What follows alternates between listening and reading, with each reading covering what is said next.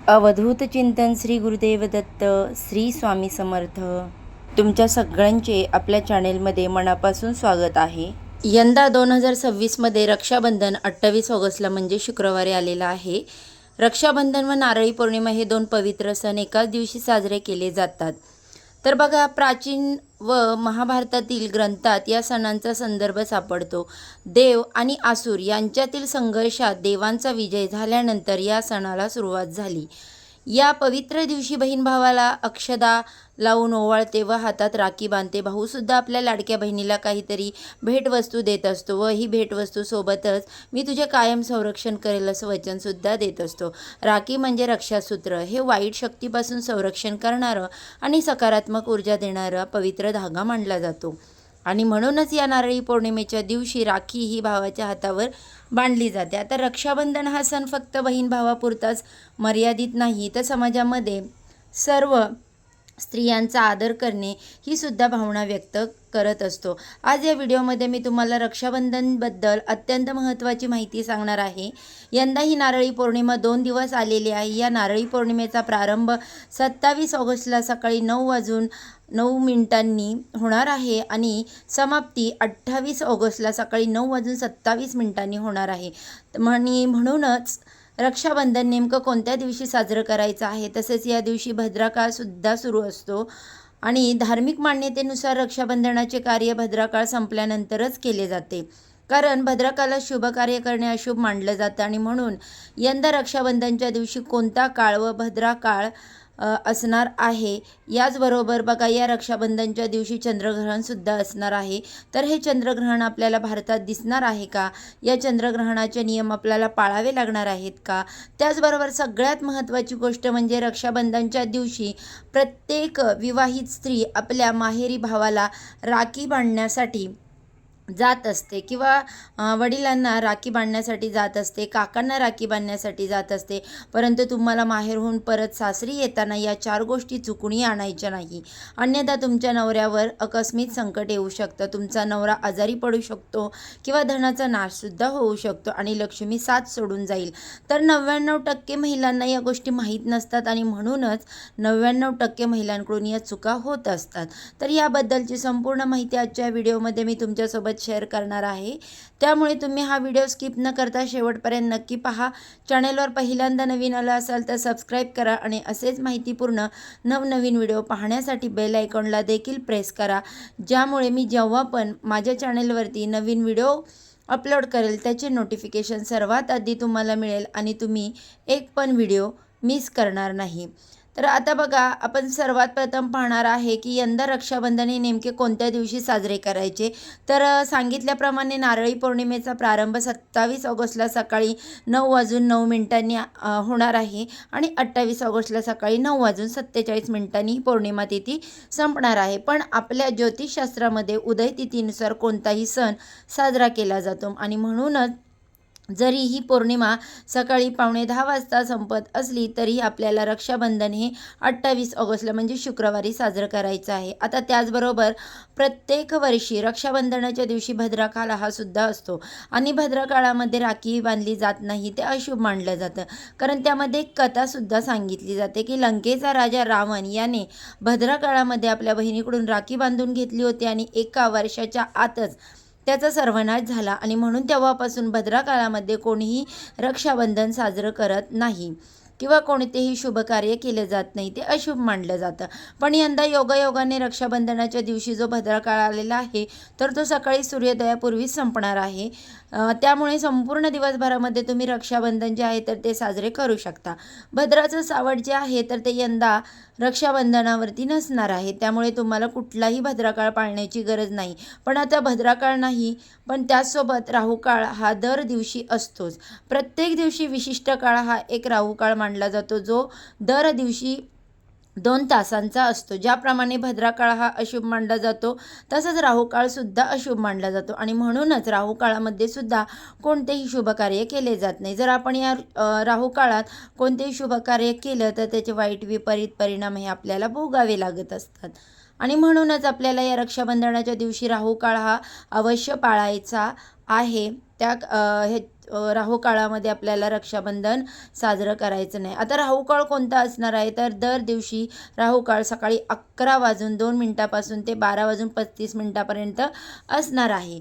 ही जी वेळ आहे तर ही वेळ सोडून आपल्याला रक्षाबंधन साजरं करायचं आहे. त्याचबरोबर रक्षाबंधन साजरं करण्यासाठी कोणता शुभमुहूर्त आहे, बघा शुभमुहूर्तावरती आपण कोणतेही शुभकार्य केले तर ते यशस्वी होते, त्यामध्ये यश मिळतं. आणि म्हणूनच जर तुम्हाला तुमच्या भावाला शुभमुहूर्तावरती राखी बांधायची असेल तर शुभमुहूर्त 28 ऑगस्टला सकाळी 10:30 वाजल्यापासून ते 11:30 वाजेपर्यंत असणार आहे. त्यानंतर दुसरा शुभमुहूर्त हा 2 वाजल्यापासून ते 4:30 वाजेपर्यंत असणार आहे. तर हे जे 2 शुभमुहूर्त आहेत तर हे यंदा राखी बांधण्यासाठी सांगितले गेले आहे. शक्य असेल तर या शुभमुहूर्तावर तुम्हाला रक्षाबंधन साजरं करायचं. नाही शक्य झालं तर तुम्ही राहुकाळ सोडून दिवसभरामध्ये कधीही रक्षाबंधन साजरं करू शकता. आता त्याचबरोबर यंदा रक्षाबंधनाच्या दिवशी चंद्रग्रहण आलेलं आहे. तर चंद्रग्रहण जरी असेल तरी ते आपल्या भारतामध्ये दिसणार नाही. त्यामुळे तुम्हाला या चंद्रग्रहणाचे वेध असले नियम जे असेल ते काही पाळायची आवश्यकता नाही. अगदी गर्भवती स्त्रियांनी सुद्धा कोणतेही नियम पाळायचे नाही, कारण हे ग्रहण आपल्या भारतामध्ये दिसणारच नाही. त्यामुळे याचा परिणाम जो आहे तो आपल्यावरती होणार नाही. आता आपण जाणून घेऊ की माहेरहून येताना अशा कोणत्या 4 वस्तू आहेत तर चुकूनही आपल्याला आणायच्या नाहीत. तर या दिवशी प्रत्येक विवाहित स्त्री आपल्या माहेरी जात असते आणि माहेरी गेल्यानंतर तिची पिशवी ही कधीही रिकामी येत नाही.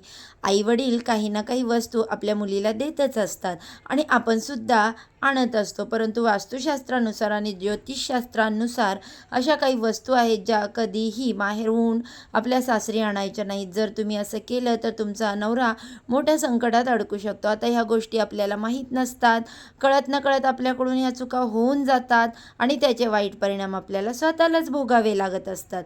आणि जेव्हा आपण घरात आपल्या आयुष्यात जेव्हा वाईट दिवस सुरू होतात, संकट येतात, अडचणी येतात, तेव्हा आपण आपल्या नशिबाला दोष देत असतो. माझं नशीबच असं आहे, माझं नशीबच तसं आहे, कोणीतरी माझ्या घराला नजरबाधा केली आहे, याची नजर लागली, त्याची नजर लागली. पण असं काहीही नसतं. काही चुका ह्या आपल्या स्वतःच्या हातूनच घडत असतात, पण त्या आपल्याला माहीत नसतात आणि म्हणूनच ही गोष्ट तुम्हाला माहीत असणं खूप महत्त्वाचं आहे. आता यामध्ये पहिली गोष्ट म्हणजे हट्टीपणा. ज्या मुली हट्टी असतात त्यांचा तो हट्टपणा माहेरी असतोच, पूर्ण केला जातो. परंतु जेव्हा तुम्ही सासरी जाता तेव्हा तुमचे सर्व हट्ट पूर्ण केले जात नाहीत. तुमच्यामध्ये जो पण हट्टीपणा आहे, तो काही रागीटपणा आहे, तर ते फक्त तुमच्या आईवडील सहन करतात, परंतु तुमच्या सासरची लोक राग सहन करणार नाही. आणि म्हणूनच पहिली गोष्ट म्हणजे तुमचा हट्टीपणा, तुमचा तापटपणा, तुमचा राग हा तुम्हाला रक्षाबंधनला गेल्यानंतर तिकडेच सोडून यायचा आहे. त्यानंतर दुसरी वस्तू आहे ती म्हणजे लोणचं. बघा, आई काही ना काही वानुळा आपल्या मुलीला देत असते आणि ज्यामध्ये प्रामुख्याने लोणचं या खूप महिला आपल्या माहेरहून सासरी आणत असतात, पण हे चुकीचं आहे. लोणचं हे आंबट असतं आणि जेव्हा अशी आंबट वस्तू आपण सासरी आणतो तेव्हा आपल्या कुटुंबामध्ये आंबटपणा निर्माण होतो. म्हणजेच आपल्या घरामध्ये वादविवाद व्हायला सुरू होतात, पती पत्नीमध्ये वादविवाद होतात.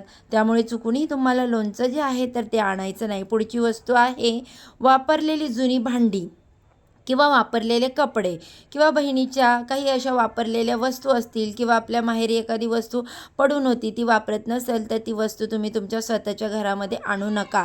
शास्त्रानुसार अशा वस्तू ज्या आहेत तर त्या आपल्या घरात आणणे म्हणजे नकारात्मक ऊर्जा आपण आपल्या घरात घेऊन येत असतो. त्यामुळे त्यांच्या घरातील जे काही दोष आहेत ते आपल्या घरामध्ये येत असतात, आपल्या वास्तूमध्ये प्रवेश करत असतात आणि त्याचा थेट परिणाम हा तुमच्या कुटुंबावर, तुमच्या पतीच्या आर्थिक स्थितीवर होत असतो.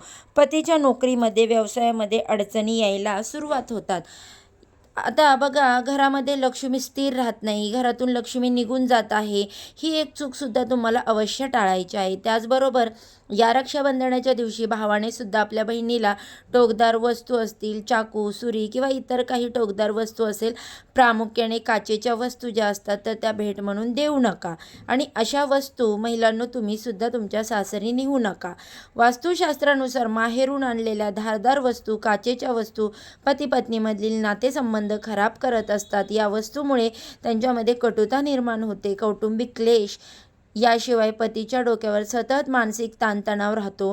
त्यांच्या आयुष्यात अनेक आरोग्य संबंधित गंभीर समस्या सुद्धा वाढत असतात. तसेच पुढची वस्तू आहे ती म्हणजे पिठाची चाळणी. बघा, पीठ चाळण्याची जी चाळणी आहे ती सुद्धा नेहमी महिलांनी चुकूनही आपल्या माहेरून सासरी नेऊ नये.